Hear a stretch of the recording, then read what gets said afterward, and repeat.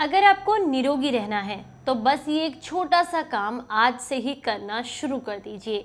आज हम आपके साथ एक ऐसी आयुर्वेद की संजीवनी बूटी के बारे में जानकारी शेयर कर रहे हैं जिसे वाकई आयुर्वेद में काफ़ी महत्व दिया गया है। इसे बनाने का तरीका, साथ में इसे लेने का सही तरीका और किन किन रोगों में ये फ़ायदा करती है, ये सारी जानकारी आज की इस वीडियो में हम आपके साथ शेयर करेंगे। और एक बात आपको फिर से कह दूं कि अगर जीवन भर निरोगी रहना है तो इसे आज से ही इस्तेमाल करना शुरू कर दीजिए। कौन सी है ये चीज़ और किस तरीके से इस्तेमाल करनी है, चलिए जानते हैं। जानकारी अच्छी लगे तो वीडियो को लाइक कीजिएगा और इसे सभी के साथ शेयर कीजिएगा। आप सभी का बहुत बहुत स्वागत है। मैं आपकी होस्ट एंड दोस्त मधु, एक सर्टिफाइड डाइटिशियन और एक नेचुरोपैथ। आज आपके साथ आयुर्वेद की एक ऐसी संजीवनी बूटी के बारे में जानकारी शेयर कर रही हूँ जिसे वाकई आयुर्वेद में काफ़ी महत्व दिया गया है। संजीवनी बूटी के बारे में आगे मैं बात करूँ, लेकिन उससे पहले ये जान लेते हैं कि ये किन किन रोगों में आपको सबसे ज़्यादा फायदा देगी। देखिए, अगर आपका शरीर जो है अस्थमा की समस्या से परेशान है, आपको दमे की दिक्कत है, आपको पुराना कफ है, आपको खांसी रहती है, आपके लीवर में इन्फेक्शन है, आपकी किडनी में इन्फेक्शन है, आंखों की रोशनी कमज़ोर हो गई है, शरीर में खून नहीं बनता या खून में कोई इन्फेक्शन है, या फिर आपको बहुत लंबे समय से जोड़ों के दर्द की दिक्कत है, कान में दर्द की दिक्कत है, ब्रोंकाइटिस की प्रॉब्लम है, एक्जिमा की दिक्कत है, या फिर किसी भी तरह की कोई भी समस्या है शरीर से जुड़ी हुई, उन सब के लिए ये औषधि आपको काफ़ी लाभ देती है। तो आप तो ज़रूर जानना चाहेंगे कि कौन सी है औषधि। आज हम बात कर रहे हैं गेहूं के जवारे के बारे में। ये बहुत ही पावरफुल औषधि है। अगर आप इसका इस्तेमाल करते हैं तो ये शरीर को निरोगी बनाने के लिए अकेली औषधि ही बेहद फायदेमंद है। इसे बनाने का सही तरीका भी मैं आपके साथ शेयर करूंगी, यानी कि आप इसे अपने घर पर अच्छे से उगा सकते हैं। गेहूं के जो जवारे होते हैं इनमें भरपूर मात्रा में ऐसे पोषक तत्व पाए जाते हैं जो कि आपके शरीर को, आपकी रोग प्रतिरोधक क्षमता को इतना मजबूत कर देते हैं कि भविष्य में आने वाली बीमारियों से आप बच सकते हैं। तो सबसे पहले जानते हैं इन्हें उगाने का तरीका। सिंपली आपने एक कटोरी गेहूं लेनी है। चाहे तो उसे रात को भिगो कर रख दें और अगले दिन सुबह इस काम को करें। नहीं इतना समय है तो सिंपली एक कटोरी गेहूं आपने लेनी है। किसी गमले के अंदर भुरभुरी मिट्टी लेनी है। भुरभुरी मिट्टी से मेरा मतलब है कि हल्की गीली और हल्की सूखी। इसकी अच्छे से गुड़ाई कर लें। गुड़ाई करने के बाद गेहूं के दाने जो है थोड़ी थोड़ी मात्रा में पूरे गमले में आप डाल दीजिएगा। उसके ऊपर से मिट्टी कर दीजिएगा और उसके बाद आप इसे थोड़ा पानी दे दीजिए।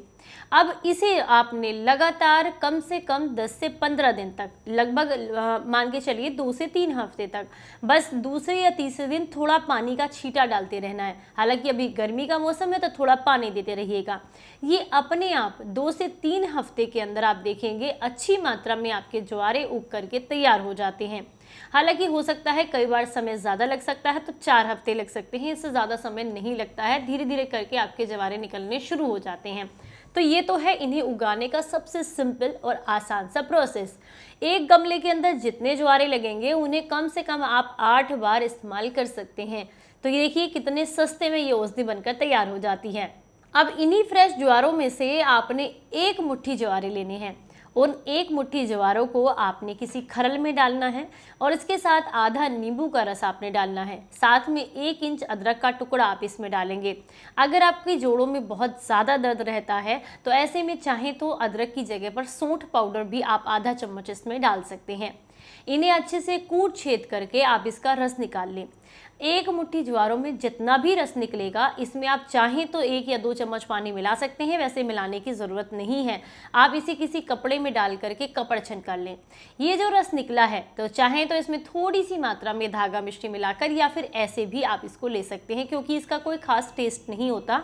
ये एकदम आप कह सकते हैं टेस्टलेस सा होता है। हल्का सा कसैला महसूस होता है जब आप इसको पीते हैं, लेकिन ऐसा कोई खास कड़वा या कोई परेशानी नहीं होती। आप आसानी से इसको पी सकते हैं।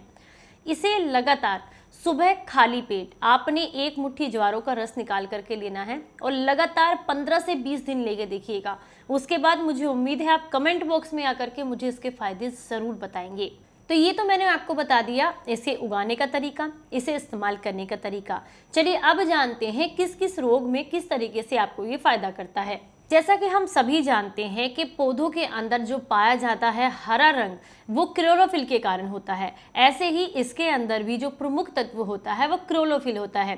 क्लोरोफिल जो होता है वो आप उसको सूर्य की शक्ति भी कह सकते हैं, जिससे पौधे अपना भोजन बनाने का काम करते हैं। तो यही शक्ति जब हमारे शरीर में जाती है तो हमें इसके बहुत सारे फायदे मिलते हैं। तो इन्हें आयुर्वेद में अमृत के समान कहा गया है। अगर आपको निरोगी रहना है तो इन जवारों का इस्तेमाल आपको ज़रूर करना चाहिए।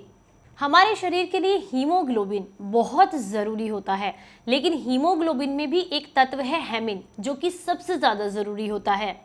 रासायनिक रूप में कहा जाए तो हीमोग्लोबिन में और हेमिन में काफ़ी समानता होती है। इनमें पाए जाने वाले जो पोषक तत्व होते हैं, कार्बन, ऑक्सीजन, नाइट्रोजन, हाइड्रोजन, ये सारे जो अणु हैं, जो पोषक तत्व हैं, वो लगभग सेम होते हैं।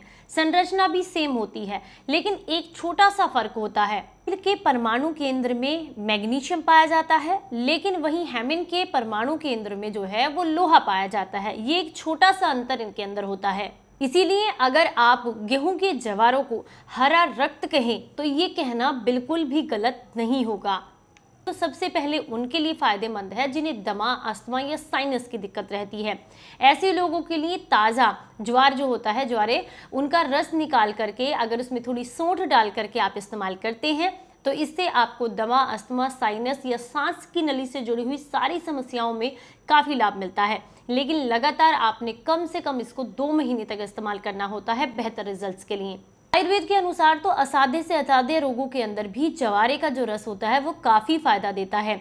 जैसे कि अगर आपको किडनी में किसी तरह का कोई इन्फेक्शन है, लीवर में किसी तरह का कोई इन्फेक्शन है, तो ऐसे में आप इसके जवारों का रस लगातार 2 से 3 महीने तक लेते हैं तो आपकी लीवर में नई जान डालता है, आपकी किडनी में नई जान डालता है, किडनी को डिटॉक्स करता है, लीवर को डिटॉक्स करता है, आपकी आंतों की सफाई करने का काम करता है।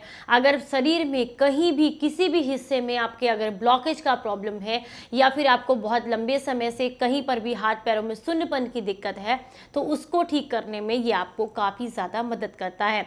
इसके अलावा जिन्हें डायबिटीज़ की समस्या है उनके लिए भी काफ़ी फायदेमंद होता है।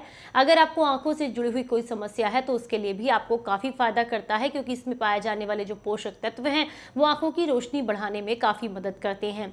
अगर आप बहुत लंबे समय से इनडाइजेशन की दिक्कत की वजह से परेशान हैं तो ऐसे में अपनी पाचन शक्ति को मजबूत करने के लिए भी आप गेहूं के जवारों का इस्तेमाल कर सकते हैं। गेहूं के जवारों की जो तासीर होती है वो ठंडी होती है, इसलिए हमेशा जिन्हें दमा, अस्थमा या साइनस की दिक्कत है उन्हें बस एक बात का ध्यान रखना है कि जब भी आप इसके रस का इस्तेमाल करेंगे आप सौंठ के साथ इसके रस का इस्तेमाल करेंगे और सुबह के समय में करेंगे। दोपहर में या रात के समय में आपने इसका इस्तेमाल नहीं करना है। वहीं जिसको भी इसका इस्तेमाल करना है सुबह खाली पेट ही करना है और पैरों के बल बैठ करके आराम से अपने इसको पीना है, इसलिए आपको काफ़ी ज़्यादा लाभ देगा। अगर आप इसका इस्तेमाल करते हैं तो मेरी एक छोटी सी राय रहेगी कि लगातार 15 दिन तक इसका इस्तेमाल करें अगर आपको निरोगी रहना है, और 15 दिन के लिए छोड़ दें। उसके बाद दोबारा से 15 दिन के लिए करें, फिर 15 दिन के लिए छोड़ दें।